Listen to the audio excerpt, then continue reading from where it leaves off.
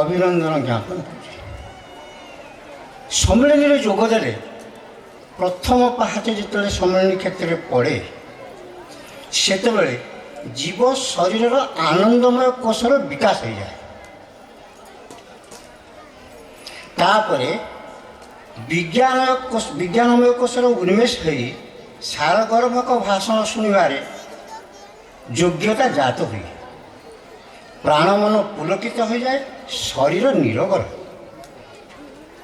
ସେଥିପାଇଁ ସମ୍ମିଳନୀରେ ଠାକୁରଙ୍କୁ ସଜେଇବାରେ, ସୁସ୍ୱାଦୁ ଭୋଗରନ୍ଧନରେ, ସଙ୍ଗୀତର ମନମୁଗ୍ଧକର ଝଙ୍କାରରେ ପରିପାଟି କରାଯାଏ। ଏହି ସମ୍ମିଳନୀ ରାସକ୍ରୀଡ଼ାର ଅନୁରୂପ। ରାସକ୍ରୀଡ଼ା ମାତ୍ର ଗୋଟାଏ ଦିନ ହେଇଥିଲା, ସମ୍ମିଳନୀ 3 ଦିନ ହେଉଛି। ଭକ୍ତ ଭଗବାନଙ୍କର ମିଳନ ସ୍ଥାନ ନିତ୍ୟ ବୃନ୍ଦାବନ।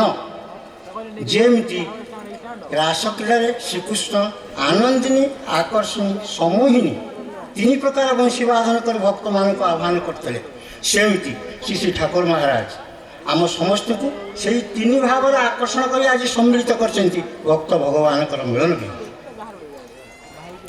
ଏହି ସମ୍ମିଳନୀରେ ଆମର ରାସକ୍ରୀଡ଼ାରେ କାତ୍ୟାୟନଙ୍କ ନେତୃତ୍ୱରେ ରାସକ୍ରୀଡ଼ା ଅନୁଷ୍ଠିତ ହୋଇଥିଲା। ଏହି ସମ୍ମିଳନୀ ସେମିତି ଶ୍ରୀଯୁକ୍ତ ପରିଚାଳକ ଆମର ପ୍ରାଣର ବଡ଼ ଭାଇ ଏବଂ ବନମାଳୀ ଭାଇଙ୍କ ଭାଷାରେ ଶ୍ରୀମାନ ଦୁର୍ଗାଚରଣ, ପରମ ସାଧକ ଶ୍ରୀମାନ ଦୁର୍ଗାଚରଣ, ତାଙ୍କର ନେତୃତ୍ୱରେ ଆଜି ସମ୍ମିଳନୀ ସାଫଲ୍ୟମଣ୍ଡିତ ହେବାକୁ ଯାଉଛି, ଏଥିରେ ସନ୍ଦେହ ନାହିଁ। ତେଣୁ ଭାଇ, ଆମେ ତାଙ୍କୁ ଆଦରର ଭାଇ ବୋଲି ଡାକୁ।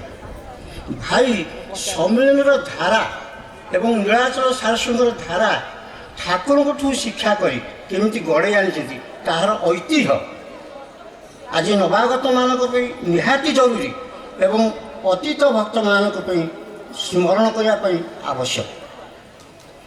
ପ୍ରଥମେ 1934 ମସିହାରେ ଠାକୁର ନୀଳାଚଳ ସାରସ୍ୱତ ସଂଘ ପ୍ରତିଷ୍ଠା କଲେ। ବନମାଳୀ ଭାଇ ସଭାପତି ହେଲେ, ଭାଇ ସମ୍ପାଦକ ଭାବରେ ଦାୟିତ୍ୱ ନେଲେ।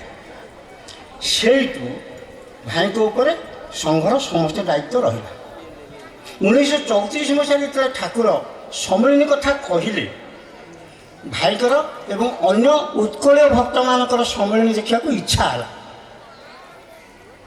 ହେଲେ ସମ୍ମିଳନୀ ଦେଖିବାକୁ ଯିବେ କେମିତି? ସମସ୍ତଙ୍କର ଅଭାବ ଅନାଟନ, ତେଣୁ କେହି ଅଶକ୍ତ, ସମସ୍ତେ ଅଶକ୍ତ। ସମସ୍ତେ ଠାକୁରଙ୍କୁ କହିଲେ, ଆପଣ ଅନୁମତି ଦିଅନ୍ତୁ, ଆମେ ବନମାଳୀ ଭାଇକି ଆମର ପ୍ରତିନିଧି କରି ସମ୍ମିଳନୀ ଦେଖିବାକୁ ପଠାଇବୁ, ସିଏ ଆମକୁ ଆସି କହିବେ। ଠାକୁର କହିଲେ, ନାଇଁ, ମୁଁ ସେ କଥା କହିପାରିବିନି, ପଇସାପତ୍ର କଥା। ମୁଁ କହୁଛି, ତେମେ ସମ୍ମିଳନୀ ଦେଖିବାକୁ ଯିବ କାହିଁକି? ଏଇଠି ସମ୍ମିଳନୀ କରୁନ।